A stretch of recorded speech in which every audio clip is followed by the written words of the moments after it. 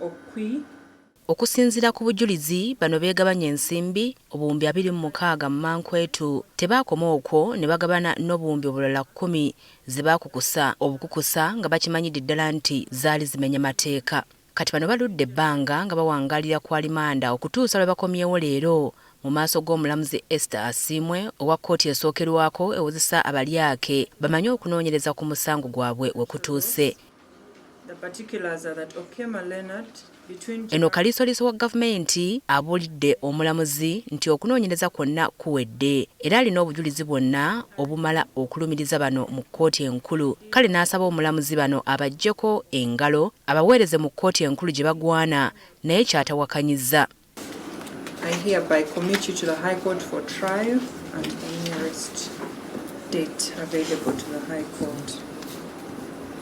Kati bano bazziddwayo mu kkomera e Luzira bagire nga bawangalira eyo nga bwe balinda kkooti enkulu okubayita batandike okwewozaako ku ngeri gye baafuna ensimbi zino ze bataatuuyanira.